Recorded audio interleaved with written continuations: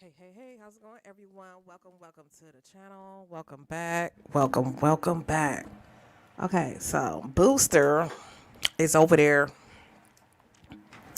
flirting with Mink Mob. Okay, and he trying to get her to fly out. He talking, and Miss Lenny is in the chat. This is the white girl that Booster had hooked up with, Miss Lenny. She's up. She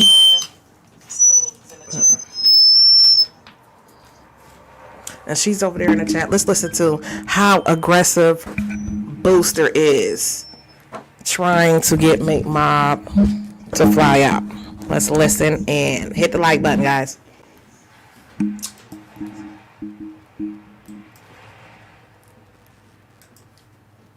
All right, let's listen. How Booster's trying to get Mink Mob to get flew out. Now, he just broke up with Skull Mysterious.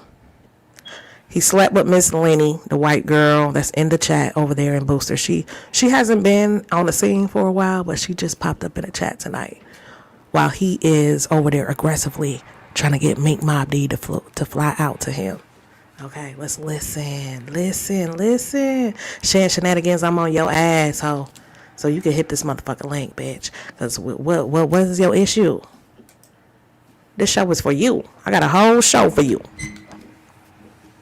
So what's your issue? I never mute you.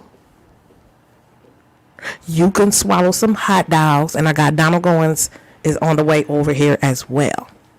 So whenever you're ready to hit the link, you let me know. In the meantime, let's listen to Booster hit Mink Mob D. Like, these niggas is so thirsty. Let's go. Let's turn it up. She would be the last person I be trying to hook up with. I'm done with that shit. Booster's bapping like a hoe. Think I'm bapping like a hoe? Yes, bapping like a hoe on Henry Hines on the Monday. Okay. Thank you, Miss VIP, for the super sticker. Let's go. I'm here. Who is? Hold on, man.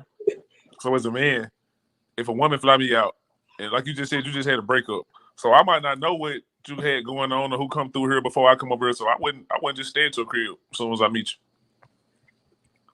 I mean, I'll buy my own room if I gotta do that. Like, if we gonna get it No, on, we you ain't come over lying here. on You you. ain't got nothing to worry about. You should be at the Man, I got my nigga stole that money from Ronnie. you. Moving on. not would be like You got Ronnie over there. That's why you went over here. And you gave his money away Ronnie said, to some lady. That's why I broke up.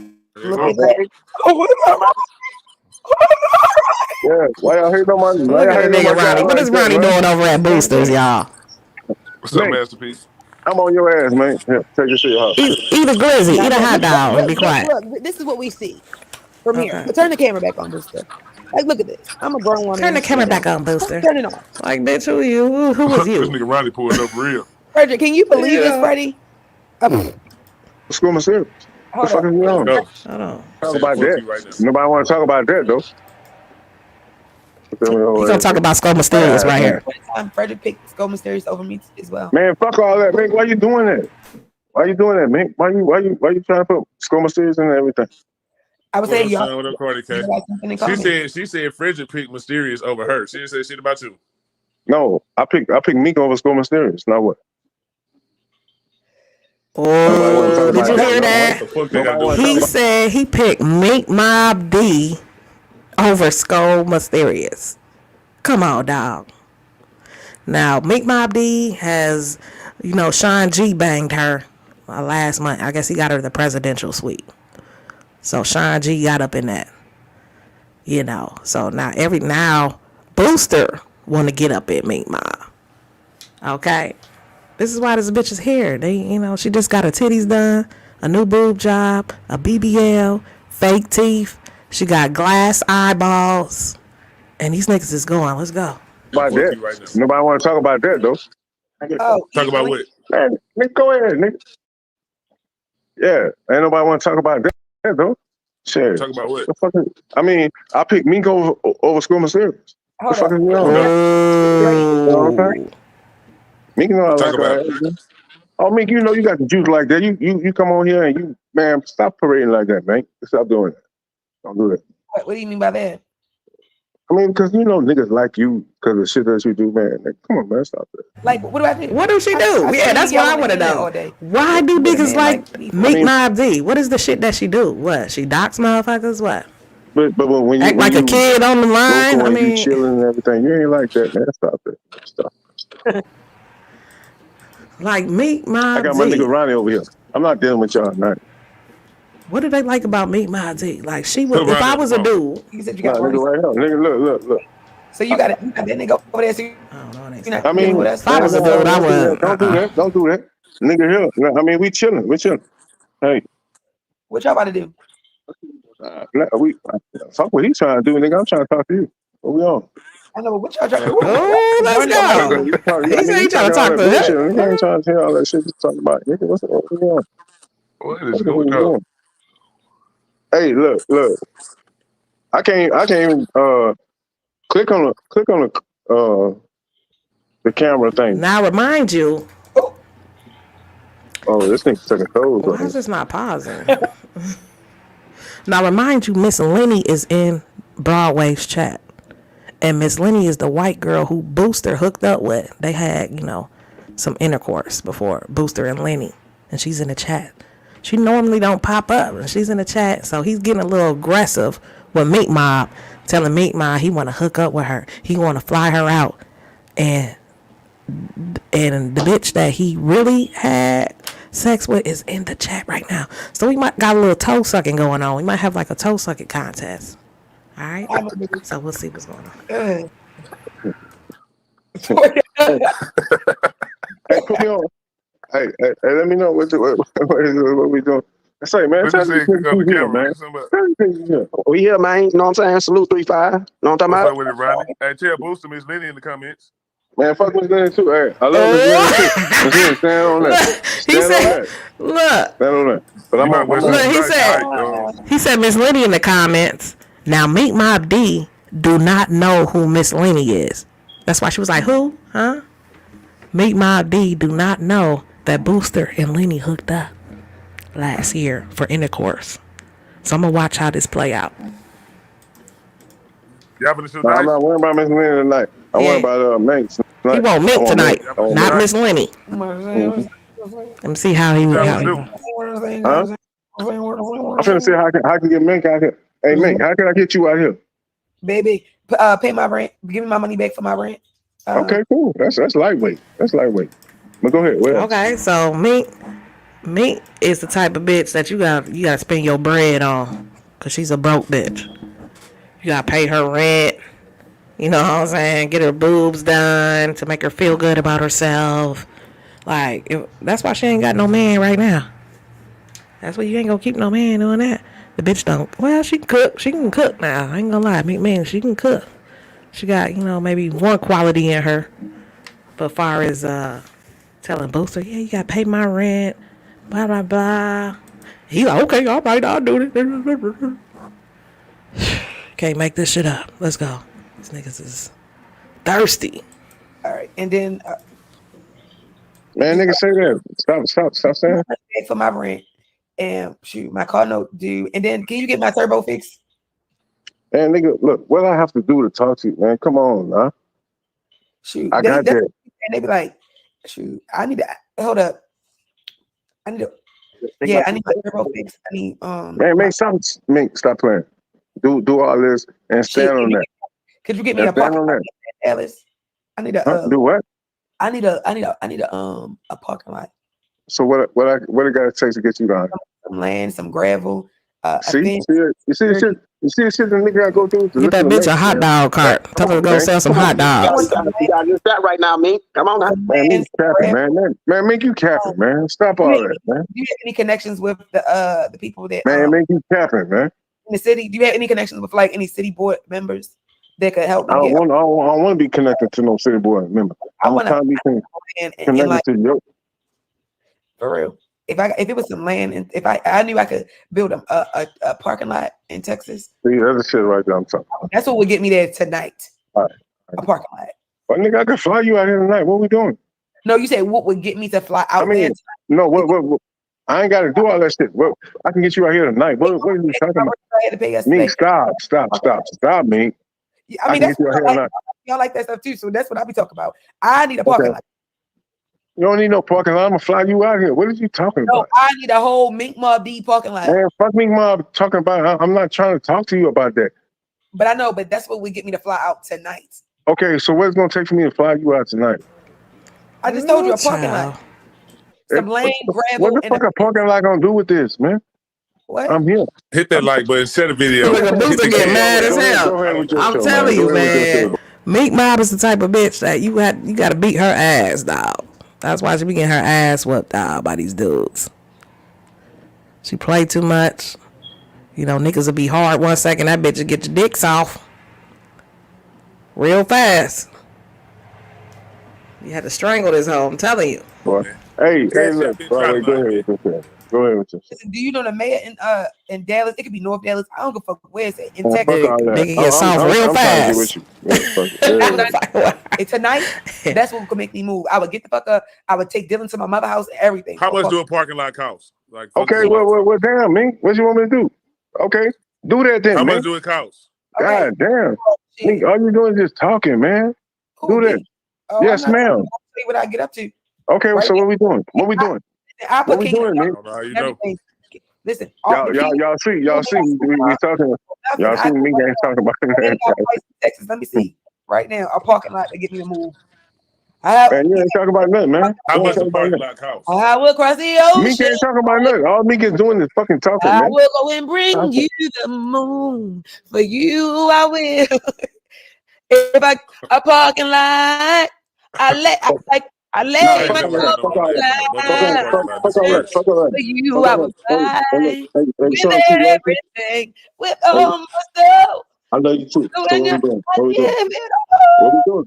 put it. See, Yeah, give me a parking lot, nigga. and You can't, nigga. I'll find a spot. See, that's That it. That's it. bitch is kitty as fuck.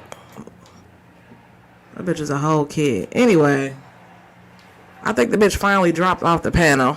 He should have been played Showtime Apollo. You ain't gotta go home, but you gotta. Oh, she's back. Get the hell out of here. Now I'm supposed to turn up on you, man. You can turn up Now on I'm me. supposed to turn up on you. Now I'm supposed to turn up the volume a Turn little up bit. on me, Roddy. Now I'm Come talking on. about on my phone. Can you see me? What's up, You this like nigga? no? No, I mean because that's what's finna transpire over here. So I can't do that. You know. Question on the table Church. that you want to Left get to me. the meat and potatoes. Boosie gotta be like. Then the bitch cam up. No Get up She fine thinks she ass cute and real shit. quick. Get up No, fine why your ass man real quick. left you? You Why is your not man too left you, man? fine to not get muted. Too Get fine. your motherfucking She is bald not head ass fine, muted, dog. Booster. She got glass eyes. The real question on the table is, She is so fucking annoying, dog. She is so fucking annoying. She is not fine, dog. Broadway, quit lying to this bitch. I don't know if this bitch paying y'all or what. This bitch is not fine. And niggas be falling for this bitch. Like, come on, dog. why is it that you want to have a wet t-shirt? Who wanna have a wet t-shirt contest? Look, she got her some titties now, look. She should have just stayed fat. What was the point of doing a BBL and all this shit when you go get some some breast implants? When you was fat already. Well, what was the point of doing that? And then she get breast implants. Now you on this bitch wearing a sweater. Like, that's oh, Mink is fine. She is so fine. Look at her dancing, y'all. Oh, she is giving. Oh, well, it's got to give. You trying to fly this bitch out? Come on, dog.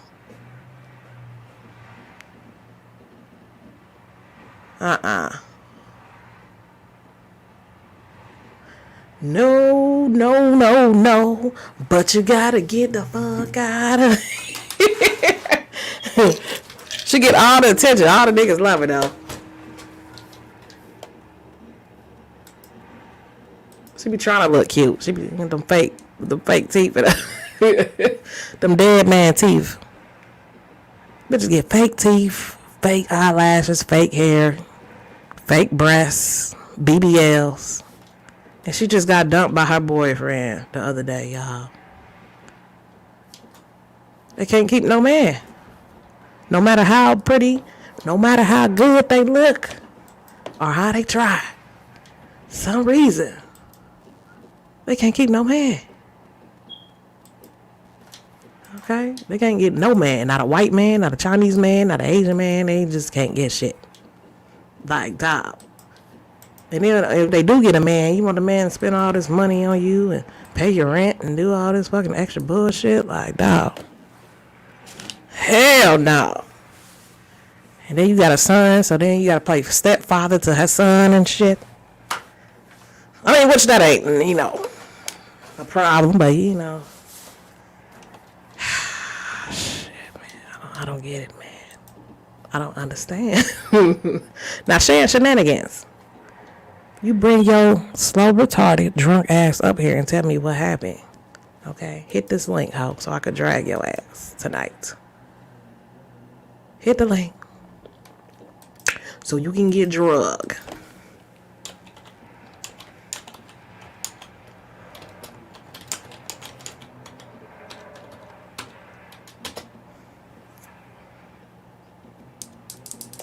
The Showtime Apollo, what's that dude? Is it the Sandman or something? Oh, shit, man.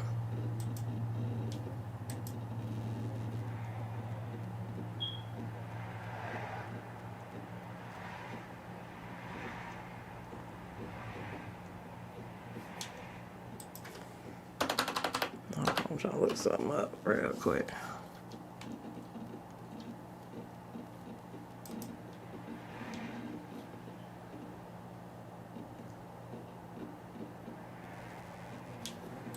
This is I ain't gonna do that.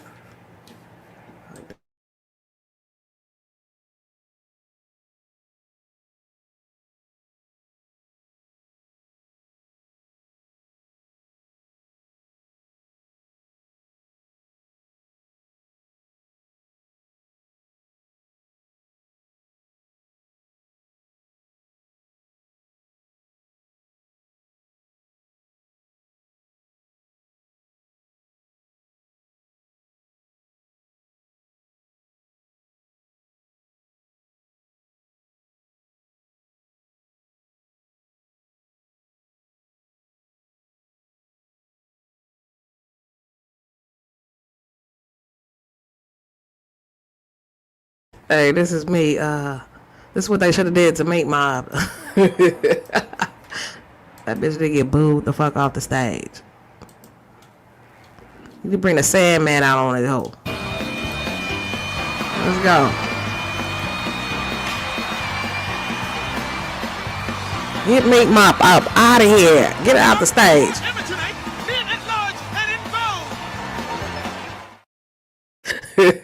That's what he should have had. The Sandman on that Money makes the motherfucker. world go round. Crypto makes the world go forward. What's wrong with these people, man?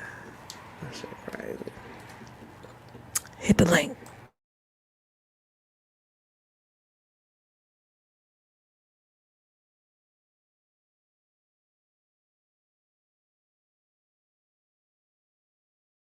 Y'all ready for your next act? Say yeah.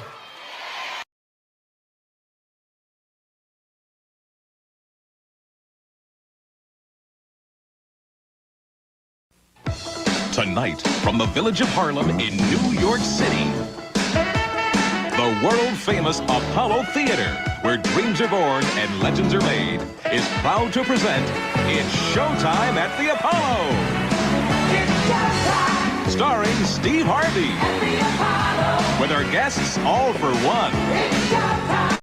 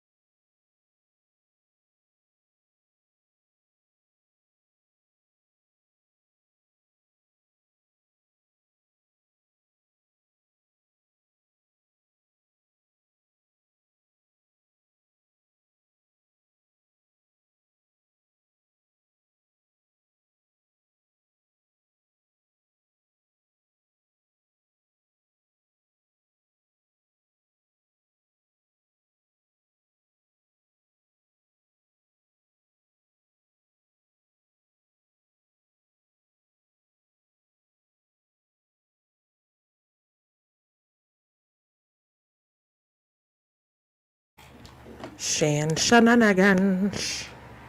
Bring that ass here, girl.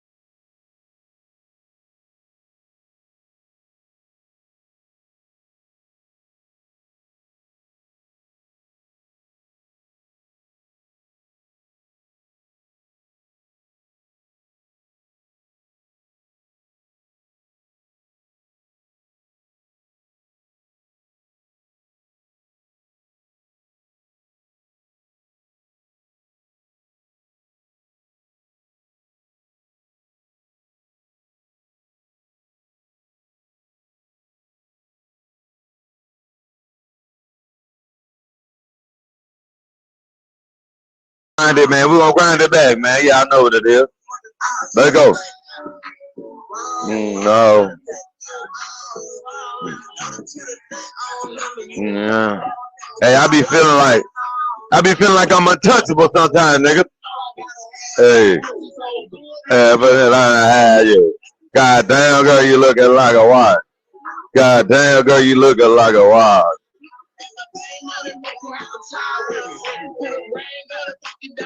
Abundantly blessed. Salute. Welcome to the show. God damn, girl, you looking like a watch. Hey, make sure you go subscribe to that channel at the top, Abundantly Blessed.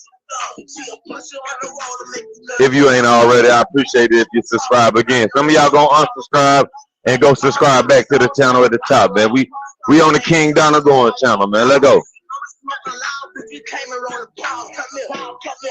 Hey, ain't nothing like ground zero. Ain't nowhere but up, nigga. Ain't nowhere but up, nigga. I'm lying hard for real, nigga. Hey, I honestly knew this, y'all, was gonna happen, man. I knew this was gonna happen, y'all.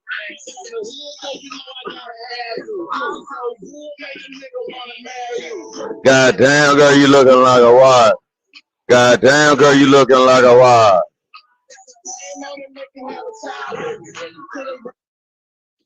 Yeah, man. I kind of figured this was gonna happen, man. When you a content creator, man, first thing first, get your backup page, man. If you're a content creator, make sure you got your ducks in a row, or you at least able to take a hit, man. You know what I'm saying? That's what happens when you're a content creator, man. My nigga West can attest to that. A couple other folks can too, man. When you're in the Mo3 sector, man, you expect the worst, man. Never expect the best, man. You know what I'm saying? Shit get greater later, man. Long live Mo3, man. I be feeling like I'm bulletproof, nigga. I swear to God. I swear to God, nigga. Let go. Absolutely. I swear to God, I be feeling like I'm bulletproof, boy. Hey, I swear to God. I got something for you, too. Y'all stay put, I swear to God. I'm going to add something new to the show today. Thank you. Living like it bulletproof.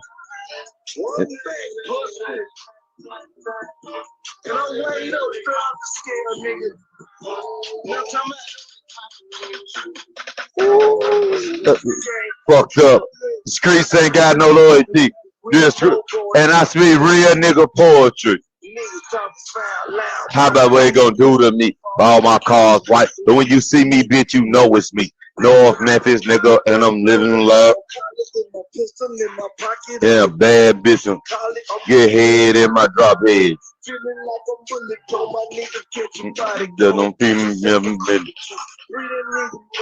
And free my nigga Boosie too tonight. I'm in the strip club. Hey, I'm in the strip club tonight, West. I got something special for tonight. We're in the strip club tonight, nigga. For my trap, nigga. The bag. Hey, reload it, cock it, aim and shoot. Reload it, cock it, aim and shoot. Hey, hey.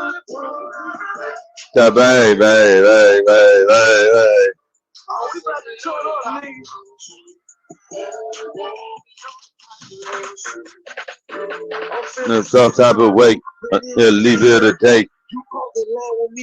Or shoot you dead in your face. And keep these hoes in their place. Got it, that boy hit in them case. Them desert the bummer and got that sack on the way. I'm getting out of here today. You at your rabbit as mine. Yeah, I got a hell of a grind. I was lost in the money, the streets were dying to hunger. I put this rap shit on home. They put niggas a bundle. Niggas 6 feet in lumber, cause they were playing with the king. In this case, I wasn't on the scene. I was up for the team. Let on my homie. Hey, tap that link and go subscribe to the channel, man. Hey, you know I build my channel off of my personality, man. My channel was built off of my name. My channel was built off of the person that I am, man. Yeah, man. It ain't no way you can stop me, nigga. I swear to God. Hey, I'm telling you. It ain't nothing but a war, man. It's a part of war, man. Pussy ass nigga. Hey, man. I feel it like I'm bulletproof. Hey, man. It take a lot of shit to stop me, boy.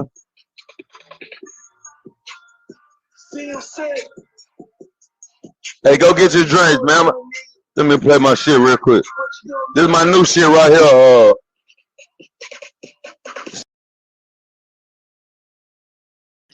People about everybody. You know it's cold outside.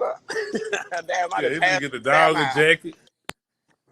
He finna get some motherfucking pork chops. They finna fry pork chops and eat baked potatoes and shit tonight. Yeah. And then people want to complain about the immigrants, taking jobs and stuff. But like Americans, I can say, are lazy. They're just looking for handouts, from somebody. But like immigrants, they're gonna work because they're gonna want that money, Mm-hmm. So I hate when people complain and be like, "Oh, they're coming over here taking jobs." Nah, you just need to get up off your behind and get out there and get it. Hustle, like do something, instead of just complaining about it, because complaining is not gonna do nothing at all. So what about the Venezuelans sending their people over here straight out of jails and prisons? Oh, that's biting. That's that's them. But y'all really don't want to give jobs to people that's felons. But now I found out that's not absolutely true, because we got people that's felons that's working for the post office in different government places. Yeah. Through the what is it? It's a federal program that they opened up for And felons to be able to work good jobs. Mm-hmm. And it also depends on the charges that they got too, as well. But like any felon or whatever, they can get any job that they want to. So yesterday I covered the story. A man actually he hit a lady. He got out his tent and he punched the lady and tried to drag her back to his tent to have his way with her. She called the police. They didn't play the ending of it once the police arrived. We don't know what happened over the scanning because they didn't talk no more about it. But it's crazy. And then now it done put the city in the uproar. They tearing up the city again. They I don't know why the criminals are at large. They feel like since all this is going on, they got the right to smash and grab. So they stealing cars to crash into buildings just to go in there and steal the merchandise. Yeah, and half them people are not even from that area. It's people from other countries that are doing it, destroying the neighborhoods. And then like on top of that too, like what does stealing items that you don't even need have to do with anything? Like this is all a distraction that they're doing because they know people is gonna fall for it. And when I say people, they know that black people is gonna be quick to react to it instead of observing and watching, and kind of peeping shit out. That's why they're doing it. And they're doing it in their face. So can't nobody complain about nothing. People should have been watching and paying attention, but instead people was paying attention to other things, that's not even important. Right. Cause like now It's just too much. Like Naperville was hit this morning. They broke into the Apple store and stole devices. They ran the stolen car through the window and stole the devices. And the white people were so surprised that they were sitting there recording it and taking pictures of it. They wasn't surprised. They know it. They said that they was well. That's what they said. They were surprised. It was They wasn't shocking. surprised. They They know couldn't do what's nothing but going take out their phones and take pictures. Like, yeah, y'all area ain't safe. on. And then, like, you know, just for that, that's why certain people look at individuals the type of way because of those type of actions. You know. Right. Then they go tell people march. I'm not marching. What you marching for? Marching ain't got y'all nothing. So why y'all keep recommending that people sit out here and do that cardio? It ain't nothing gonna be achieved or resolved by it. Y'all That been part. marching for how many years? It ain't accomplished not nail goal. Like, you know, like the whole protesting and thing, and then the whole slave talk. Like, yo, get out of that. Nobody in this time was a fucking slave, so nobody should be getting triggered over anything, you know? Like, that was way back then. And then, to be honest, we don't even know if slavery really existed. That could just be a story, you know, or an agenda, you know, because anybody could just, you know, write some things down, you know, whatever, you know, and then call it good. You know, it's not factual. Right. Not saying that it didn't happen, but I'm just talking in general. You know, they don't even know if it happened, but yet people are so triggered and just so still just, you know, oppressed and feel like people's oppressing them. No, it's not people oppressing them. It's the people oppressing themselves because, like, they have that slave mentality, like that slave mind that's stuck in a box. You know, like, it's not gonna never change. All that talking, you know, da da da da da da, is not gonna do nothing. It's just gonna be a repeat. Like they say, history repeating, and right now it's going around literally in a circle, in a pattern. So okay, because when their president first got killed, I seen people run. I seen our government run over there. So what was the outcome of them going over there to Haiti? It's an agenda behind that because Haiti right now has a lot of resources over there, and like it's I'm gonna just say it's a hot spot. You know, have you noticed that everything always happens in Haiti? Like they had the hurricane, they had the earthquakes, and then just a couple of months ago, well, your audio went out. Like, y'all can still hear me? Somebody was calling me. Yeah, I can hear you. But the thing in Haiti, like just a year ago, like when that earthquake happened, Haiti was shaking literally like a whole week straight.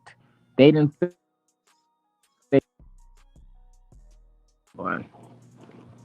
Somebody really try to get through because your audio keep going out.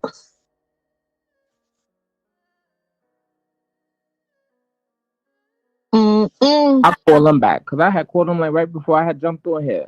You know? Okay. He can wait. Child. But you know, they don't tip. And then like this whole Russian thing, you know, there's Russian and Ukraine. It's the opposite. Like Russia, if anything, are the good people. It's America that's making it look like it's like, you know, the other way around. And then you got Biden sending money, you know, over there to help them. And when we're supposed to be allegedly in a recession, we is not in a recession at all. Okay. Oh, I didn't go in on this because I love politics. But that's what I said, because I said it's weird. And they said Haiti ain't been the same ever since they fought for their freedom, and they mad that they fought that war and won. But then right after that, 1908, Dessalines, I can't think of the last name, but Dessalines. He was part of the Haitian Revolution. Okay. And that's the reason that America became free, because of the Haitian Revolution. Right. And then people want to talk about go back to Africa. Africa is not home. That's why some Africans do not even look at Americans as Africans. Like, if anything, people need to go back to Haiti, if anything. And they don't want that. That's why they having all this chaos, and just madness going on around Haiti. Because have you noticed that Hold on, y'all. Is somebody really trying to get in touch with him?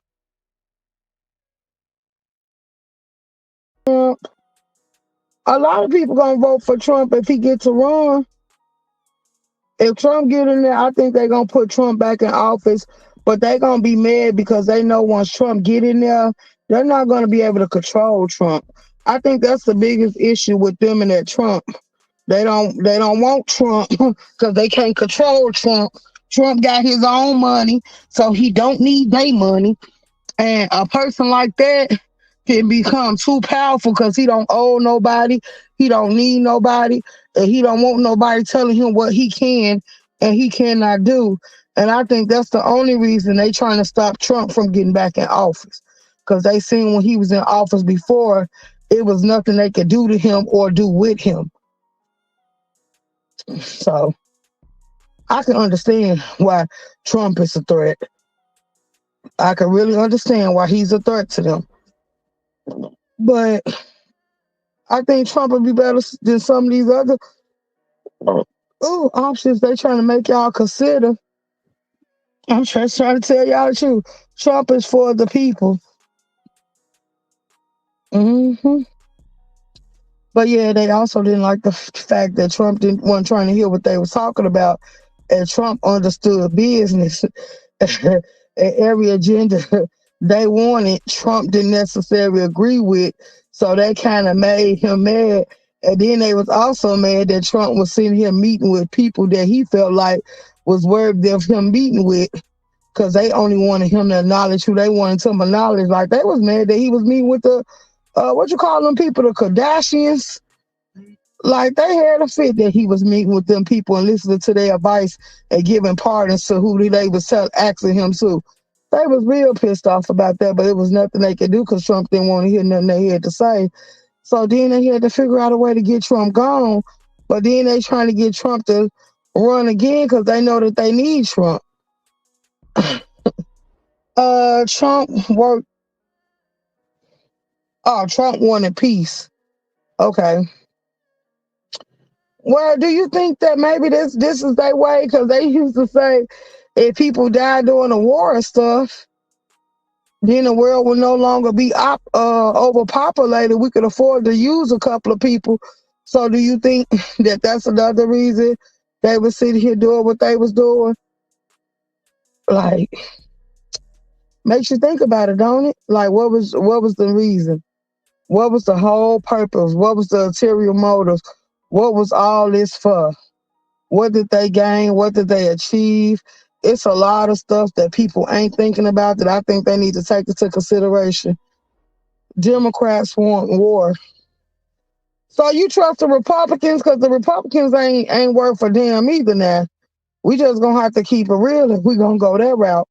The Republicans I think the Republicans and the Democrats fighting each other right now because they don't want to get too much control, and then at the same time, they want people to see how it would go if they wasn't on their side. Because we got to look at this stuff that they got going on. I don't trust none of it. Of course, this 2020 virus was used to depopulate the earth as well. Okay, then. So you is paying attention in class. Let's go, Tati. Yeah, because then they tried to say it's coming back. So the ones that didn't get in the first try, or do you think it, like a lot of people said, it could be their way and they excuse for using it for what they wanted to use it for? Because if y'all remember, they wanted the reason to be able to inject some stuff into y'all. And now they really can't do it because too many of y'all know what's going on. And then a lot of us didn't let them trick us into getting that shot. Like, what was so good about that shot? And it wasn't guaranteeing that y'all wasn't gonna get sick, or y'all it was gonna help y'all in any way. Because some people that got that shot still, guess what, passed away from COVID. Then they said, well, that's because you needed the booster shot. And then after the booster shot, they came up with another reason saying you needed this and you needed that. And that's just Tati is very woke. Okay, then. Okay, then, Tati, because they keep finding out reasons for them to be able to stick you. And a lot of people was running to it. Like, yeah, I got it. Yeah, I got it. And then they said, you know, you was sick. Sick as a dog. And then they was lying saying people was dying from that little disease. And they said they was staging it and putting it on the paper just as a scare tactic. So it was a lot of stuff the government was getting away with and they was doing. And a lot of people weren't even paying close attention to it. Like they weren't even out of sight, out of mind, I guess. Weren't even thinking about what they had going on. So when people bring stuff like this up, I'm like, okay, what did you learn from all this? That be exactly what my mind be at. Like, okay, knowing what you know now, what else did you learn? Do you know the Republican Party was founded by black men? Okay then. That's just like, you know, something. If we really get into the laws and the rules of some of these so-called gangs and stuff, and the Black Panthers and all this stuff, they had a hidden agenda too. Why people keep calling them and saying that they was for the people and they was this and they was that. Man, them people had a ulterior motive just like everybody else. If you know, you know. A lot of these people was used to hide the government wrongdoing and do business on the government behalf, but the government was supposed to have a financial gain off of it. But then people decided that they wanted to keep that money that they was getting and making for themselves. And that's when the gang people start overriding. Yeah. Because there's a lot of history out about these gang leaders, but they ain't going to cover what really transpired to make these gangs change their mind and why it used to be known as the government development and all this other stuff because they had hidden agendas and hidden motives. And then they had a way to sum it up so they can lie in your face about it. So you wouldn't catch on to what was really behind it and what they was really standing for and what they was really doing. And some people didn't even care to find out. If you want to just keep it real, the Black Panther Party was pure until they was infiltrated. They are the reasons we have the WIC program.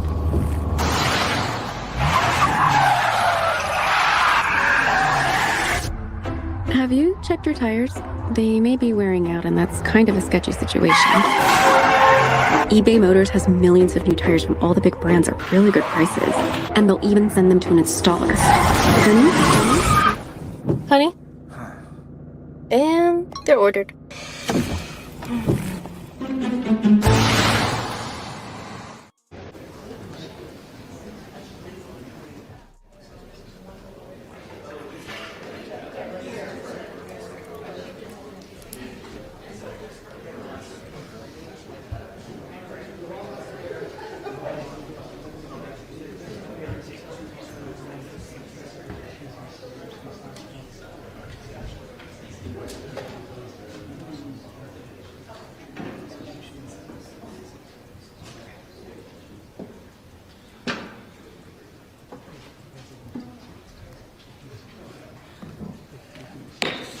And the committee will come to order. We're now going to start our second round of questions. Members will each have the opportunity to ask 5 minutes of questions, and I will start with a question to Secretary Mayorkas. While border apprehensions decreased slightly in fiscal year 2023 compared to fiscal year 2022, for the second year in a row, there were more than 2 million individuals apprehended crossing the southern border. Apprehensions of family units also dramatically increased in August and September of this year. We have to strengthen border security in ways that not only protect our national security, but are also humane and consistent with American values. That approach needs to include technology, personnel, and physical barriers where it is strategically useful. I'm glad to see that DHS has reversed course from the beginning of the administration and unfrozen funding to fill certain gaps in physical barriers at the border. These gaps create obvious problems, such as the 20-foot gap in fencing I saw in Texas last year when I observed people running back and forth across the border through that gap. Secretary Mayorkas, given that apprehensions are up, what additional resources and authorities does DHS need to improve security along the southern border? Senator, thank you. I believe I have approved approximately 129 gaps and gate completions. We have sought a supplemental request, supplemental funding request for people, technology, facilities, transportation of different varieties. We need a tremendous number of resources within, of course, as I've said repeatedly and cannot say too often, a broken system. Thank you. I'm going to now turn to Director Wray. And again, Mr. Secretary, I'll ask you to weigh in on this as well. In the past 2 weeks, Iranian-backed terrorist groups have escalated attacks on U.S. assets in Iraq and Syria. As a result, the U.S. has engaged in several counterstrikes on Iranian-backed assets in Syria to protect our troops and equities in the region. Are you seeing an uptick in threats to Americans at home or abroad? And what are your agencies doing to increase security at home in light of these growing tensions? And are you concerned about potential retaliation here in the homeland due to the U.S. counterstrikes in Syria?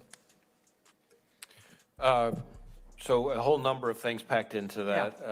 Yeah. First, we definitely believe that there's a heightened risk of potential violence here in the U.S., especially from lone actors inspired by any number of foreign terrorist organizations or by domestic ideologies in some way using the conflict as an excuse or a justification, as horrendous and misguided as that would be, to conduct attacks here against Jewish Americans, Muslim Americans, Arab Americans, etc. So we're definitely concerned about that, and we are seeing an increase in reported threats, whether it's bomb threats to synagogues, some physical assaults. I mentioned in my opening statement some of the arrests we've had. So we're concerned about that. Second, I am concerned, as I said in my opening statement, that foreign terrorist organizations, traditional, formal terrorist organizations, whether they be Al-Qaeda or ISIS or Hezbollah, have all made statements that would indicate a greater risk of a potential attack here by them. We are not currently tracking an imminent credible threat from a foreign terrorist organization, a structured attack here or something like that, but it is something that we think heightened vigilance is warranted for. And when it comes to Iran and its strategic partner, Hezbollah, I think it's important for Americans to understand that even before this conflict, we're dealing with an adversary that just in the past couple of years has tried to kill a former U.S. national security advisor on U.S. soil, tried to kidnap and then kill an American journalist right smack in the middle of New York City, conducted a cyber attack, attempted a cyber attack against a children's hospital, and tried to interfere in the last presidential election, as Director Ratcliffe and I called out at a press conference in the fall of 2020. That's all on top of being the leading state sponsor of terrorism. So if that's not enough to convince people that Iran is a threat to the U.S., I don't know what would be. Well, I thank you for that comprehensive answer. Because I'm running low on time, Mr. Secretary, I'll follow up in a question for the record on that. I also will follow up on the issue of northern border security with you. As you know, we have seen an uptick on unauthorized and illegal crossings on the northern border. Part of the thing we are dealing with in New Hampshire and all across the northern border is a lack of technological infrastructure, including cell service and broadband, that makes it very hard for some of our personnel to do their work at the border as effectively as they need to. So I'd like to confer with you. I'll ask a question for the record about how we make sure we are getting the resources we need at the northern border to keep our country safe. Thank you. Sarah Paul. Director Wray, as you mentioned earlier, the FBI has concluded with moderate confidence that the virus leaked from the lab in Wuhan. The intriguing thing is that if I were to say that, as I did, and others said this for over a year and a half, Facebook actually suppressed that knowledge, suppressed its spread, and its ability to be transferred from their users. Whether or not they did that at the behest of the FBI or the DHS is eventually going to come out in the court case, but it is a big deal. I've met with the FBI, and one of the things I'm interested in is trying to get people on both sides of the aisle to be interested in the possibility that what happened in Wuhan could happen in the United States. It could happen in 20 different labs around the world. It could happen with nefarious actors. It's something we should be concerned with, the idea of making and creating viruses that are more dangerous than occur in nature. One thing that would help us would be to reveal more to us of your conclusions. So for example, for the longest time, I'm pretty sure it was classified that you had even concluded that. I think your public statements were the first time we ever were heard publicly that the FBI had actually made a conclusion. So even the conclusion was secret for a long time. Now, you had to have an analysis. You must have a paper sort of description of your thought process.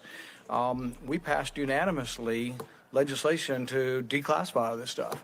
Most of the stuff doesn't need to be classified. A lot of those conclusions are just basically, we've had them out in the public, and we've been discussing this. But it would help the debate and maybe help us prevent something like this from happening again if you'd release your report. Are you going to declassify and release your report that allows you to conclude with moderate confidence that the virus came from the lab? Well, I know my staff has been engaged with you directly on this, including the head of our WMD directorate, and I expect that to continue. I know you've asked for a number of documents that I believe we're getting ready to provide to you potentially as early as this week.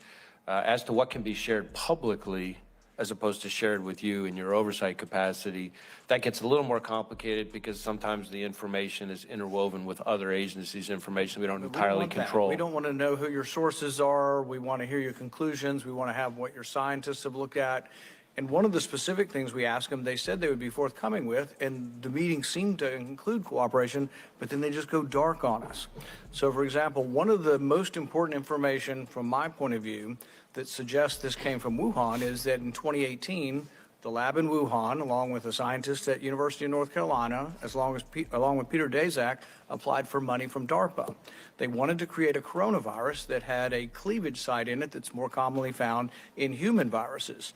They were denied the money, but that led us to thinking, and a lot of people thinking, wow, they were already asking for money to create a virus that has the same structure as COVID had.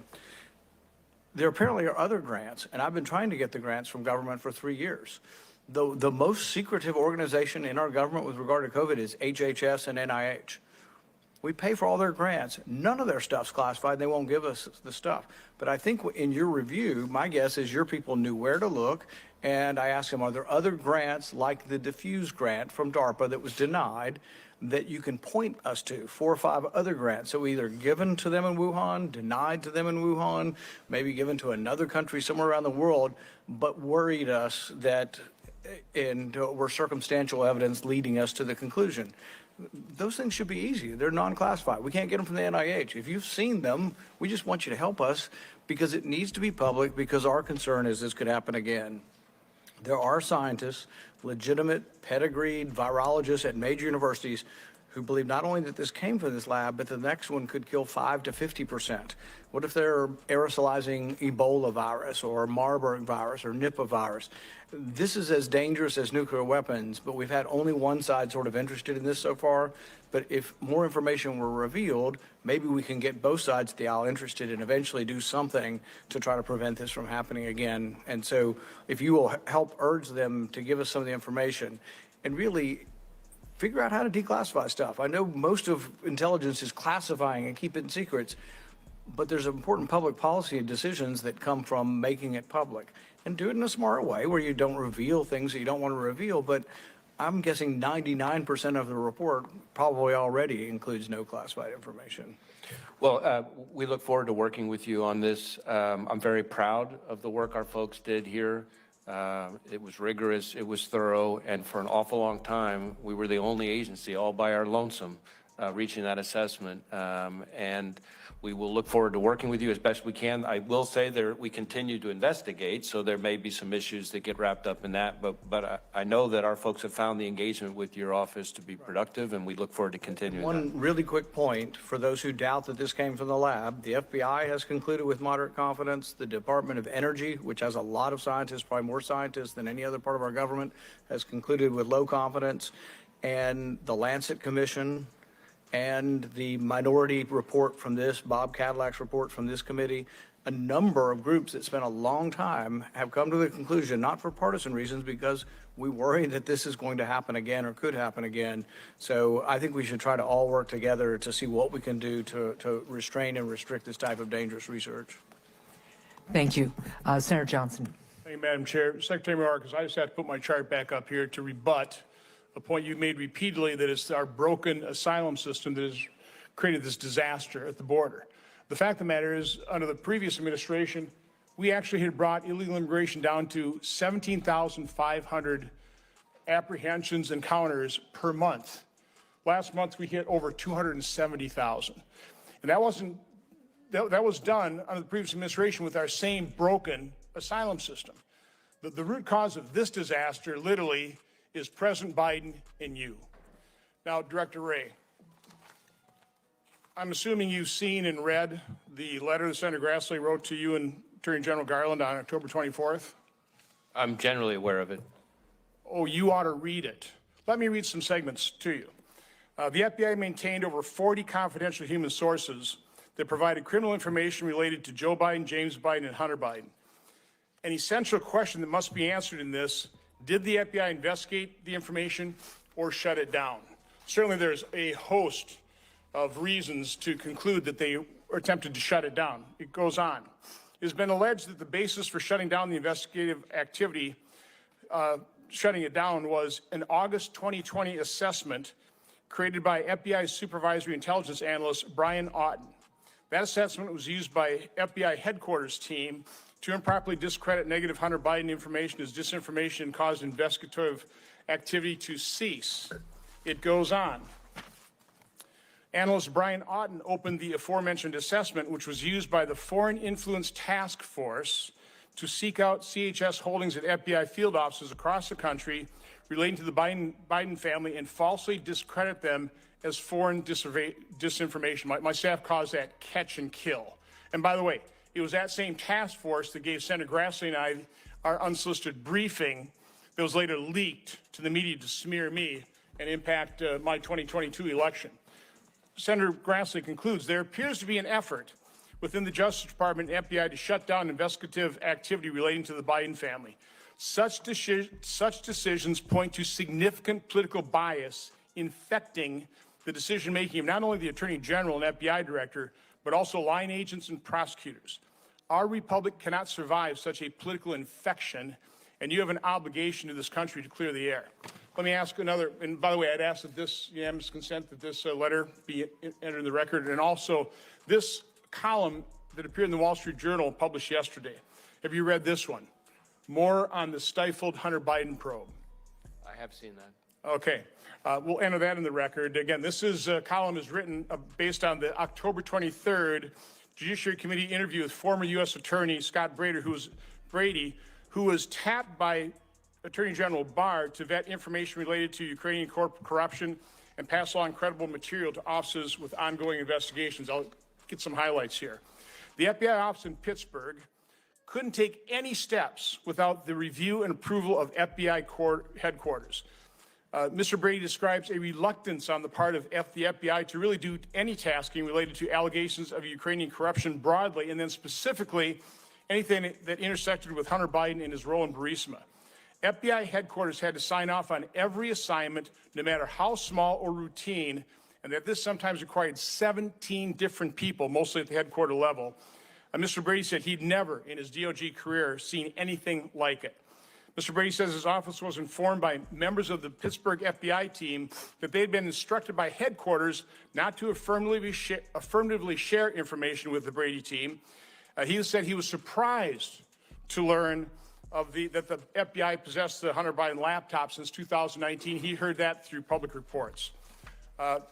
Senator Grassley's letter concludes that he has obtained names from his whistleblower, 25 Department of Justice FBI personnel, to interview at a future date, and he's also requesting a bunch of information.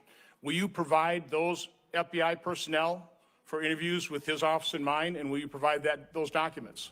Well, I'll have to review the specific requests, and we'll see how we can be helpful. Okay, well, I'll hand you this letter. Final point I want to make. I was briefed a couple weeks ago by members of the FBI on what Senator Blumenthal are doing to try and unredact a lot of the information on the 9/11 event, okay? Now, the briefers seem to be people of integrity, like I think the vast majority of the men and women that work in the FBI, the 38,000 field agents. So again, they were people with integrity. The problem is that they gave me 3 different examples of redacted and then unredacted to explain it. And the redactions made sense of those 3 examples, but I had to make the point. The problem I have is I simply cannot trust what the FBI is providing me. And I don't say that with any joy in my heart. That's a travesty. The American people want to believe and have trust in the FBI. We want credibility and integrity restored to your institution. But Director Wray, you have not done that since assuming office. And I could go through a long laundry list of the reasons why that trust has been violated. I don't have it right now. I'm happy to sit down and meet with you and go over these things in detail. But I would say, because they asked me, what can we do to restore trust? Start being transparent. My final point is, and this is actually a question, why is it, and this makes no sense, I'm an elected U.S. Senator. I have the highest security clearance. Why is it that unelected members of the FBI can see the documents unredacted, but I can't, even in a secure briefing room? That makes no sense whatsoever, but that's exactly how federal law enforcement, Department of Justice, the FBI, who are the law, remain above the law, remain above scrutiny, and completely scorn our constitutional responsibility and authority to provide oversight. We just can't do it, as the chairman was talking about earlier, about how you've basically ignored his requests for credit for or questions for the record. Mr. Chairman, may I respond? You may. So needless to say, I disagree with your characterization, not only of my own performance, but of our workforce. I will tell you, when it comes to trust and confidence, the number of people applying to be special agents of the FBI has gone up dramatically since I've been FBI director. And in fact, in your home state of Wisconsin, it's gone up about 160-something%, which is one of the highest in the country. So I see an FBI every day that conducts themselves with integrity and professionalism and selflessness and rigor. And I do not accept the characterization of our performance in this particular case. That is not how I characterized it. I'm talking about partisanship at the top with some specific partisan actors. I said the vast majority of the 38,000 are people of integrity. And the idea that I, as a Republican appointee and a lifelong Republican, am biased in the way that you are describing makes absolutely no sense. I'm happy to read you chapter and verse of all the reasons why that credibility has been destroyed. We need to move on. Last year, we spoke about the threats that drones operated by nefarious actors could pose to our nation's mass gatherings, airports, critical infrastructure, and it was made clear that we must ensure that DHS and DOJ are properly resourced to meet this growing threat. So, Director Wray, officials had to briefly suspend a college football game just a few weeks ago because a concerning drone was spotted over the stadium. At a time when these incidents are unfortunately becoming more common, how can we better resource our nation's law enforcement agencies to effectively deal with this growing threat from these drones? Well, certainly this is authority that's incredibly important, and the most important thing that I would want the American public to understand, and your colleagues who are not on this committee to understand, is that that authority needs to be reauthorized, because if it isn't reauthorized, there is no public safety agency in this country that can provide counter-UAS security at these public events. And pretty much every time we've deployed, we have uncovered any number of unauthorized UASs in the vicinity of these events. In fact, if anything, in addition to being reauthorized, we need to have a situation where we can start to incorporate state and local law enforcement into this. And as you and I have discussed, there's a plan in place that would have the FBI train state and local counter-UAS operators to ensure that there's a consistent standard across the country, much the same way we do with civilian bomb techs. And that would allow greater protection, because there are way too many of these events and way too much growth in the use of drones for FBI and DHS alone to be able to protect against it. But But most importantly, the authority that's about to expire needs to be reauthorized. Otherwise, we're, as a country, effectively defenseless.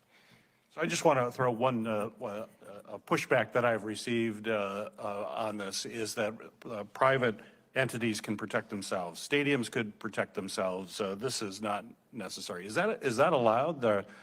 Seems to me we need these authorities, yet this colleague of mine believes that stadiums can protect themselves. We don't need these authorities. How would you respond to that? Well, what I would say is two things. One, it's not unusual for me to meet with security from major stadiums around the country, because I've been to all 56 FBI field offices at least twice, some of them 3 times, to hear from them that they need this authority. And so they're certainly not saying, don't worry, we got it. But the second thing I would say is that the authority that I've just described ensures a level of quality control. So to me, it's sort of the best of both worlds. We provide the security the American people need with the quality control that that would otherwise be lacking if people started engaging in potentially not lawful self-help. Right. Secretary Mayorkas, airports are uniquely vulnerable to these drone threats, and one of my greatest concerns is a drone interfering with a commercial aircraft near the airport. So talk to me and have the committee know how important these authorities are, particularly in protecting aircraft, and whether or not folks can do it themselves, or we need to do this, and this is why we need these authorities. Mr. Chairman, I thank you. I echo everything Director Wray expressed with respect to the criticality of renewing our authorities under the Counter Unmanned Aerial Systems law. It expires November 18th. The same holds true for airports. Owners and operators of aircraft have communicated to us loudly and clearly that the federal authority needs to be maintained. They cannot protect the airspace by themselves. I think that is a misimpression of the reality that we confront. And it's not only these large public facilities, these airports and the like, it's also importantly the border. We take down the drones of the cartels that are seeking to move contraband across the border. It is a very, very important authority that we have. Great. Thank you. Senator Scott, you're recognized for your questions. Thank you, Chairman. Again, thank you all for being here. You know, I'll tell you, I was involved in politics until I ran for governor in 2010. But the one thing that has surprised me up here is the lack of information. I mean, you know, I don't know the specifics that Senator Johnson was asking for, but it has surprised me how difficult it is just to get basic information. And what I learned as my time as governor is just if you weren't transparent, then people assume the worst. So, and I'm sure I've never had y'all's jobs, so I know your jobs are hard, but the more information you can get out there, your lives will be easier, I assume. So, but I haven't had your job, so take it with a grain of salt. So, Secretary Mayorkas, as you heard during my discussion with Director Wray, I'm concerned about our country is once again missing the clear and present dangers that are at risk of a terror attack on American soil, coordinated or orchestrated by a foreign terror organization. It's probably the highest in my lifetime. Like Director Wray, you have warned since the October 7th attack by Iran-backed Hamas terrorists on Israel that there are increased threats to Americans and of attacks on U.S. soil. And a lot of people can talk about how we got here. I'd like to focus on how we're going to fix this. In the past 3 years, CBP has caught 264 individuals on the terror watch list attempting to illegally enter the U.S. through the southwest border, which is, my understanding, a record high. More terrifying, since January 2021, more than 1.7 million gotaways have evaded Border Patrol and escaped into the interior. We don't have any idea who these people are. They could be harmless, they could be terrorists. But what I've seen, when talking to CBP agents, if they're harmless, they tend to want to be caught by CBP because they're given care and a place to stay. The ones that run away from agents likely probably have something to hide. And also, when you go to the border, people have thrown their IDs away, so people don't know who they are. All told, during the Biden administration, CBP has encountered, my understanding, 6.4 million illegal aliens along the southwest border. Tens of thousands of illegal aliens have been caught between ports of entry trying to sneak into our country undetected from countries that harbor terrorism. We're talking about places like Iran and Syria, both state sponsor, they're on the state-sponsored terrorism list, and countries that pose a potential national security risk to the U.S., like Communist China, who funds Iran. This February, the State Department issued its country report on terrorism 2021, which says Lebanon-based and Iran-backed terrorist groups, Hezbollah, continued its long history of activity in the Western Hemisphere. And we know that Iran-backed terrorists are harbored by failed states like Venezuela. On October 20, CBP issued a memo warning that foreigner fighters from the Middle East might be trying to enter the U.S. from Mexico. In the past two years, CBP agents have encountered 659 people from Iran. So that's 600, think about that, 659 people from Iran, which they chant death to America, and they want to kill all the Jews in Israel. So this is concerning, especially considering the recent Iran-backed attack on our brave U.S. servicemen and women in Iraq and Syria. So Secretary Mayorkas, you recently spoke to some Jewish leaders. You said, quote, "We remain very concerned about the lone wolf, the individual inside the violence by ideology of hate." So this is the same question I asked Director Wray. Is it fair for the American people to interpret this as you are not concerned at all with a coordinated attack by foreign terrorists on Americans here on U.S. soil? Senator Scott, I would answer that exactly as Director Wray did. We are concerned about all threats, all hazards across the entire spectrum, as I captured in my opening statement, and the safety and security of the American people is our highest priority. Okay. Can you say that Hamas, Hezbollah, or other Iran-backed terrorists are not in the U.S. currently after possibly illegally crossing our southern border?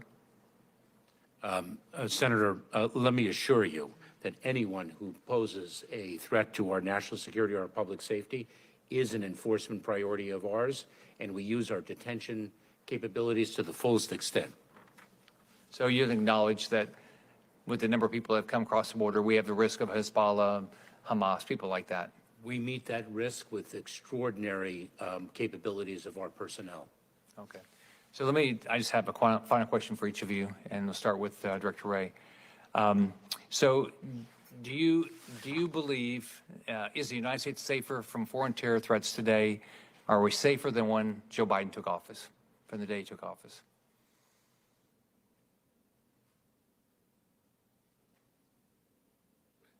What I would say to you is that the terror threats have elevated, but I also think there are a lot of things the country has done throughout law enforcement to be better prepared to deal with them.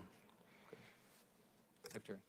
The threats are very different today than they were a number of years ago. They were very different today than they were 3 weeks ago, and our capabilities are far more advanced given the investments in our people, technology, and other resources. Thank you. All of you. Thank you, Senator Scott. Senator Marshall, I recognize for your questions. Absolutely. Senator Hawley, you're ready. I am. Thank you, Mr. Chairman. Mr. Secretary, when you were last before this committee, we talked about the tens of thousands, it's actually 420,000 unaccompanied migrant children who have come across the border under your watch. We talked about the reports of the number of these children who have been lost, who have been sold into labor trafficking, into sex trafficking. Since your last appearance, the numbers have grown worse. It now approaches 100,000 children, according to public reports, 100,000 children lost by your department and the Biden administration, migrant children sold into labor trafficking and sex trafficking. Now, your Department of Homeland Security Investigations has the authority to do child exploitation investigations. How many of these kids have you gotten back? Senator, we actually have prioritized the rescue of children who have been human trafficked. Our role in the immigration process is to, with respect to unaccompanied children specifically, is to turn them over under the law within 72 hours to the Department of Health and Human Services, and that is indeed what we do. But how many of the children, nearly 100,000 children in the you've read the New York Times reports, I assume, Mr. Secretary. I have read many reports, Senator Hawley. But do you know what I'm talking about with the number of children who have been sent to operate heavy machinery, who are not being paid, who are not going to school, who are being denied food, migrant children unaccompanied, who are now in the clutches of labor traffickers? You're familiar with this, right? That is precisely why I revised our worksite enforcement. Good. How many of the kids have you gotten back then? 85,000 or more now. Lost contact with. It's been months since you were last here. How many of those children have you rescued? Can you give me a number? You are conflating issues. So you can't give me a number. You haven't rescued any of these children. You haven't gotten any of them back. You are conflating issues and what is within our remit and what is outside of it. Okay. Well, it doesn't sound to me like this is a priority, and I have to tell you, that's what your own agents tell me as well. A whistleblower from your agency of Homeland Security Investigations has come to me and has said that special agents who are working on child trafficking cases and fentanyl interdiction cases have been pulled off of their investigations and sent to the southern border. Hundreds and hundreds and hundreds of these agents at a time, taken out of the field, taken off child exploitation cases, and sent to the southern border. Here's some of what she said. She said, we're being told to shut down investigations, to go hand out sandwiches and escort migrants to the shower and sit with them while they're in the hospital, and those types of tasks. Mr. Secretary, you're taking special agents away from investigating child traffickers and child exploitation when you've lost tens of thousands of kids to traffickers, and you're sending them to make sandwiches at the border. What is going on? You are incorrect, Senator. Are there special agents from HSI at the border? Senator, we have a number of priorities. We prioritize trafficking in children. We prioritize the fight against fentanyl. We prioritize. Mr. Secretary, you're not answering my question. You're not answering my question. Are there HSI special agents who are currently at the border, having been pulled away from other cases? Yes or no? Combating the fight against fentanyl, yes. How many agents are currently at the border, having been pulled off of their other cases? To fight the scourge of fentanyl, I'd be very pleased to provide you with that data. That's not what the special agent is alleging. That's not what she said. She said that they're being taken off of fentanyl interdiction, off of child exploitation cases, off of their other investigations into criminals to make sandwiches. That's her quote. You're saying that this is a lie, that she's wrong? Senator, we have a number of law enforcement priorities with the resources. Is making sandwiches one of them? We have, of course not, Senator. We accomplish a tremendous amount. Is she wrong? Because of the tremendous talent and dedication of our personnel, including Homeland Security Making investigations. sandwiches for illegal immigrants. Is she wrong? This is one of your agents. Is she wrong? She says that there are 600 at least special agents pulled off of other cases, sent down to the border to babysit illegal immigrants. Is she wrong? Senator, our personnel, we use our personnel to achieve the maximum law enforcement objective possible. That is what we do. So you're not going to deny it? And I'm incredibly proud of what our people do Well, this is every news. single day. This is news. Well, I want to thank this brave whistleblower for coming forward and let the record reflect that the Secretary will not deny what she has said, that hundreds of special agents are pulled off of their law enforcement duties all around the country, by the way. Her testimony to me is this happens all around the country and sent down to the border to make sandwiches for illegal immigrants. This is your administration in action. It's a total failure, Mr. Secretary. That is incorrect. Marshall, you're recognized for your questions. Okay, thank you, Chairman. Mr. Secretary, do DHS employees have your personal contact information? And how widespread do you believe the distribution of your personal contact information is to DHS personnel? When you speak of personal information, do you mean outside of the work context? Your personal contact information, your personal emails. Senator, I do not distribute that to DHS personnel. Aside from email and text messaging, do you use any other form of personal electronic communication, such as encrypted message applications that may have errantly received or transmitted communications relating to official DHS business? Senator, I follow the rules scrupulously. Is that a yes or a no? Senator, I follow the rules scrupulously. Okay. In April, in sworn testimony for this committee, you insisted, and I'll quote you, if somebody errantly sends me an email, my personal email, that should have been sent to my work email. I forward it to my work email. That's what I do. I fulfill my responsibilities scrupulously, and I have 100% confidence in the integrity of the actions. Despite that, a FOIA lawsuit by Americans for Prosperity has uncovered hundreds of pages of records reflecting your personal use of personal email account and cell phone for official DHS business since you assumed the office of Secretary. We sent you a letter on July 13 asking for additional questions on your and your subordinates' adherence to this DHS policy on the use of non-DHS emails, but thus far you failed to respond to me. Will you commit to getting the answers to our letter? I'll be happy to look at your inquiry and respond accordingly. What you just articulated is perfect evidence of the fact that I have followed the rules. And that explains why there's hundreds of pages of records reflecting your personal email account and cell phone for official DHS business? Senator, you misstate the facts. I've repeatedly said, don't watch what this White House does. I've repeatedly said, don't watch what this White House says, watch what they do. In May, the Biden administration said when Title 42 ended that migrants would face tougher consequences, and I quote that, tougher consequences if they were caught crossing the border illegally.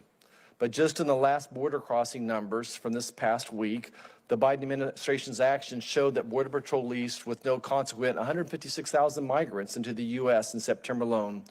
Mr. Secretary, what are the consequences your administration threatened? From where I stand, the only consequences I see of border crossings are the historic number of crossings and the consequences that the American people are less safe today than they were 3 years ago. Senator, that is incorrect.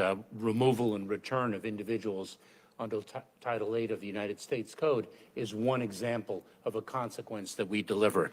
In fact, in fiscal year 2023, we removed or returned more than 620,000 individuals. Just recently, we announced that we negotiated an agreement with Venezuela for the first time. So you sent back 10, maybe 200 people, but there's tens of thousands of them are still here, and 56,000 migrants in September alone that were released without any consequences. That is incorrect.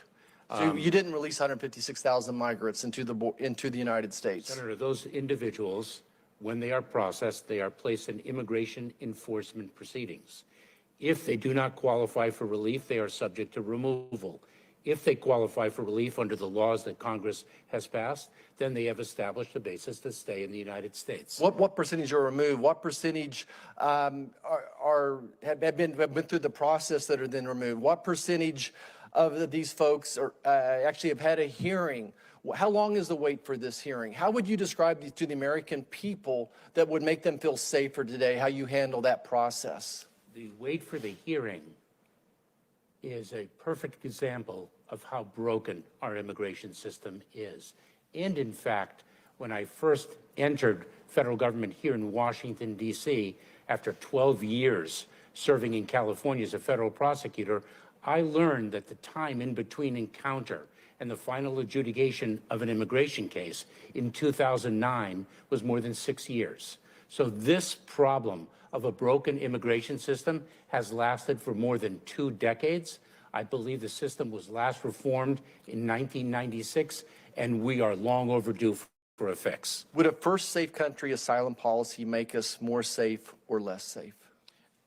Senator, the issue of a safe third country agreement is a matter of negotiation with third countries. That's not my question. Would it make us more safe or less safe if there was indeed one? It is a complex question that cannot be distilled with a simple question and answer as you have posed.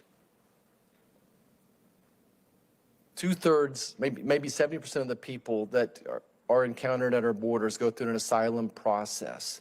What percentage would you estimate if there was a third country policy in effect, or a first safe country in effect?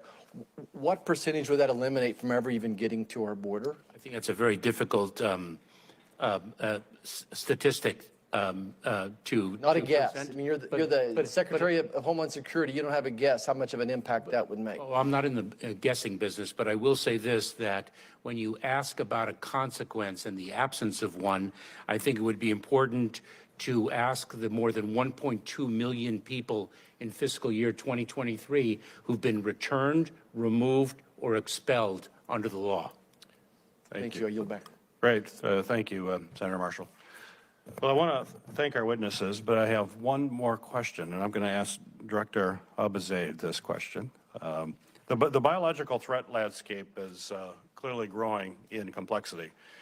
For example, the convergence of biological sciences with emerging technologies such as AI is offering all sorts of opportunities to create bioweapons. So my question for you, Director, is due in part to the pandemic, we're seeing biolabs spring up all over the world right now. And I, as well as many other experts, are worried that they're not being built to or operated according to appropriate safety standards. So I'd like you to address the committee as to what threats do these weak lab safety and security practices overseas pose to our homeland security? What should we be thinking about? What should we be doing? Yeah, thank you for the question, Senator. This is something that we work closely with our colleagues at NCBC on to, one, try and understand the threat environment, and then two, what kind of protections would best protect against it. Most of what we see today would be at a level of sophistication that the terrorist actors that we follow would not be able to immediately leverage for their own purposes.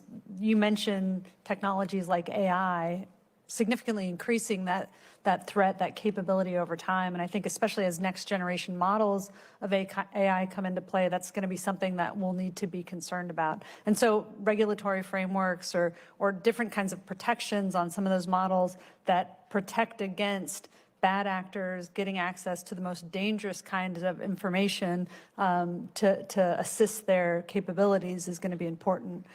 As we look at lab security, one of the things that NCBC is working with its partners on is trying to expand the scope of its monitoring program beyond the sort of high sophistication labs to some of these lower sophistication labs that you mentioned that are of concern.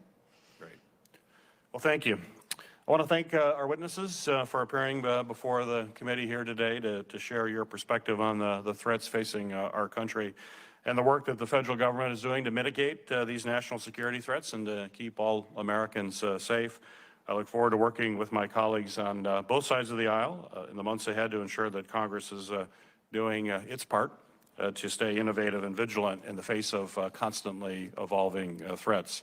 On behalf of this committee, I'd also want to take this opportunity to thank the incredibly dedicated men and women at your respective agencies for the work that they perform on a daily basis every single day to keep our nation safe and to keep us safe from a constantly evolving threat environment. We can't thank them enough. Please convey to each and every one of them how much we appreciate that. The hearing for this, or the record rather, for this hearing will remain open for 15 days until November 15th at 5 p.m. for the submission of statements and questions for the record. This hearing is now adjourned.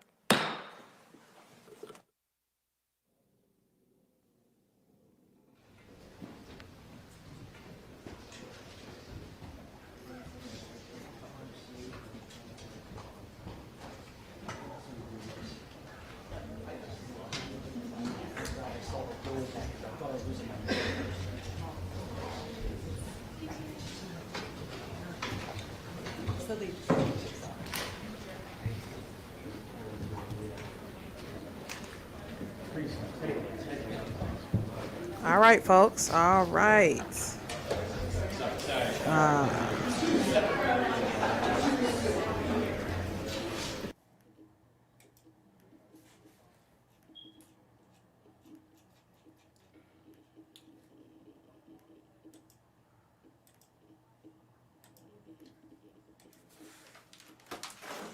All right, so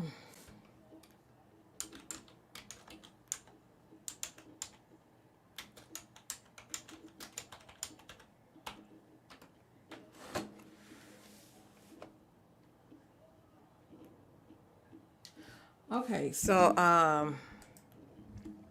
we're going to talk about some of the most unsafe cities if there was to be a cyber attack. Let's see if your city made it on the list. Okay. As we take a look here, 10 most unsafe cities. Jacksonville, Florida. Next one will be Birmingham, Alabama.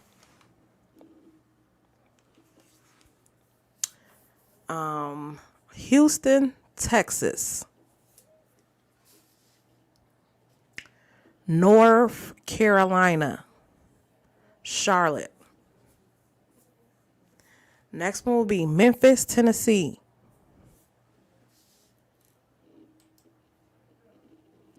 Next will be Las Vegas, Nevada.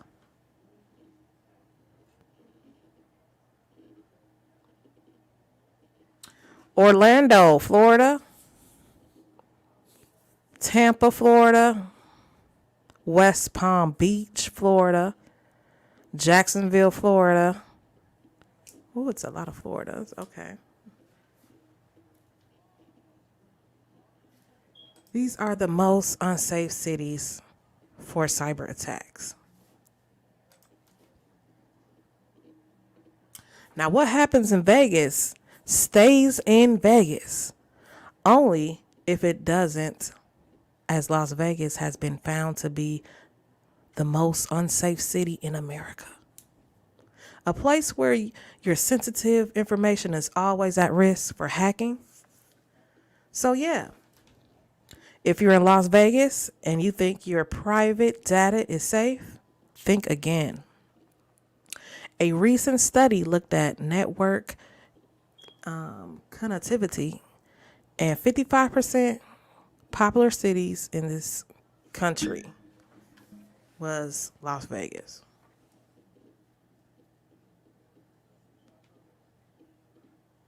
Another safest, this is the safest cities for U.S. cyber attack. Okay.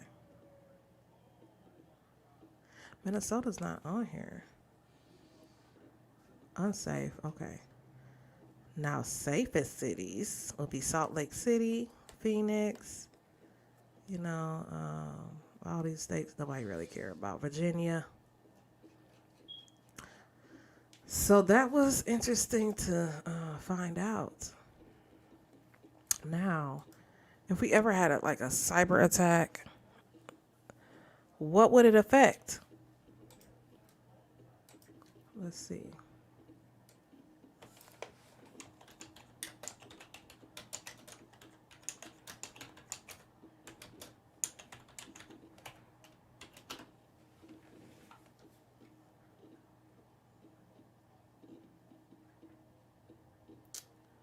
Oh, okay.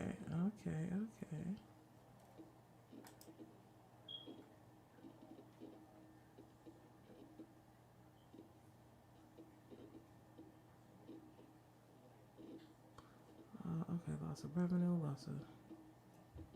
it's not really saying nothing right there, but so if we're under a cyber attack, that could affect a lot of things cyberly. So if you wanted to, most people order their groceries online. Okay. So if that was under a cyber attack, you wouldn't have access to food through online. Okay. Another thing like gas, like if I wanted to go to the store and get some gas from the gas station, and when you got to pay at the pump, that's all computerized. That will be under attack. Anything that's computerized. So you wouldn't be able to get no gas. Like you go in, I want 5 on pump 3. The systems will be down. So most countries, like over there in Israel, Jerusalem, they don't depend on cyber. They don't depend on the internet like we do in the West, in Americas. Them people live like they've been living thousands of years ago. Okay. And we use, not in the West, we use mostly everything for internet. Order our groceries online, all kind of stuff. Your personal information can get hacked under a cyber attack. Banks, financially, all kind of stuff. A cyber attack would be terrible. Electricity. Well, I don't know if that, probably electricity. Most people don't have generators, a backup electricity. So I would invest in a generator, because you never know. You know what I'm saying? Hold on, pause.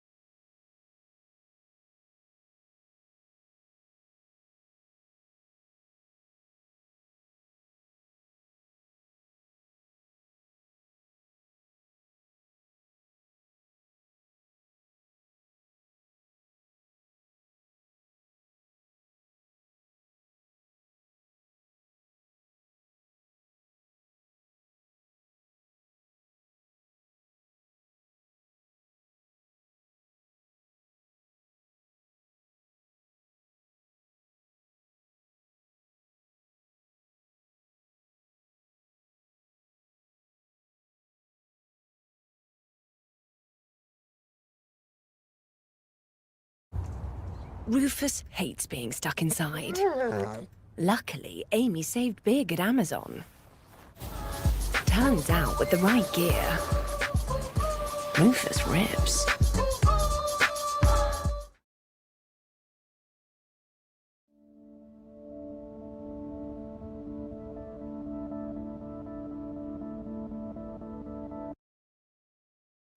So basically, there's a growing concern over Russian cyber attacks against the U.S., according to the U.S. law enforcement officials.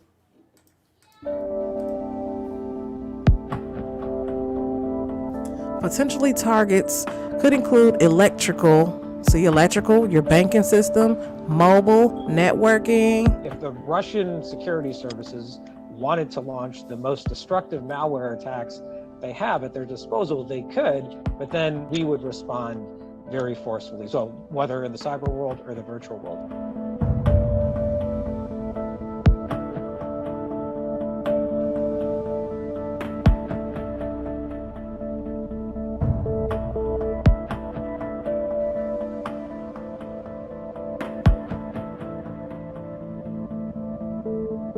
There are a lot of steps that people can take to just increase their cyber hygiene. Perhaps use two-factor authentication when you log into websites that have personal information that you don't want revealed. When you get notifications on your devices, whether your phone or your computer, to patch your software, do it, even if it's an inconvenience that sort of makes you shut down or restart your device for a while.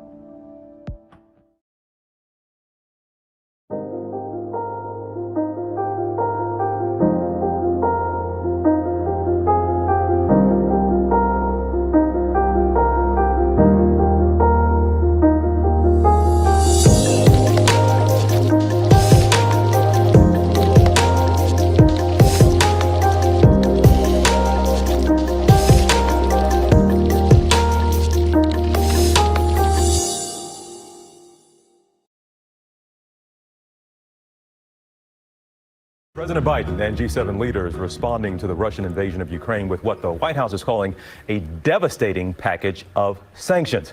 We're going to discuss that. But before we get to Ukraine, we're going to talk about the news of President Biden's pick for Supreme Court Justice Judge Ketanji Brown Jackson. Our Chief Justice correspondent Pierre Thomas is here with us now. And yes, let's start. We're inviting you here to talk about these cyber attacks. So we're getting this news now that Biden has made his pick. Indeed, TJ, historic pick. The first time a black woman would serve on the court if confirmed. Think about all those attorneys, women of color who waited for this day. My wife, in fact, is a black woman, an attorney, and she had talked about this pick with pride. So this means something to a lot of people. Now, she is living up to the promise of President Biden, who said he was going to pick a black woman for the Supreme Court when he was on the campaign trail. She's a former clerk for Justice Stephen Breyer, who's retiring.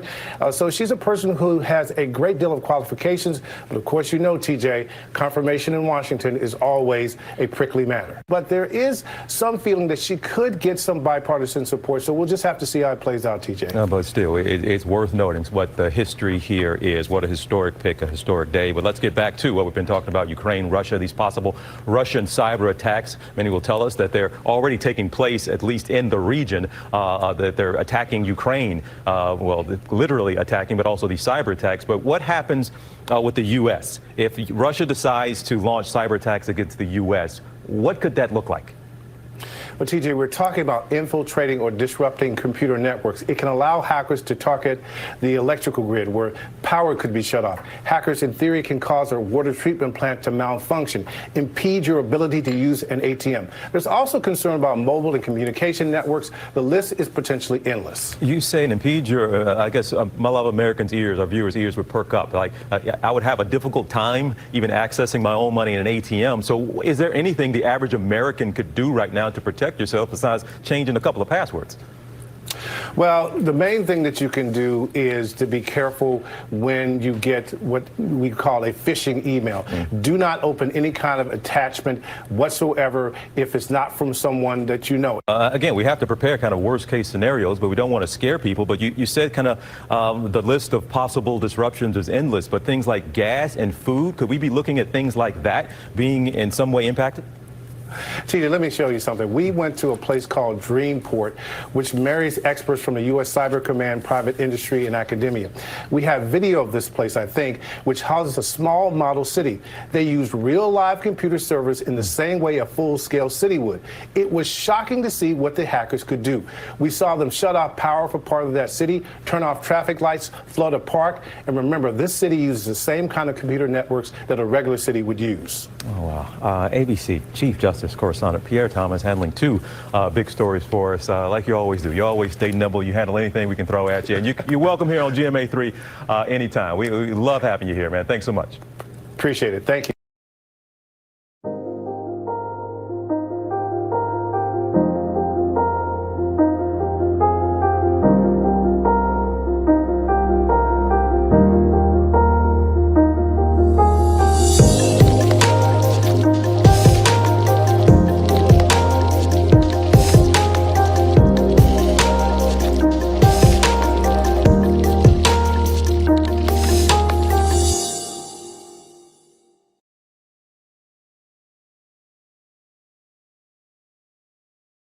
For more on the digital battleground, cyber expert and co-founder, former chief technology officer of CrowdStrike, Dmitry Alperovitch, joins us now.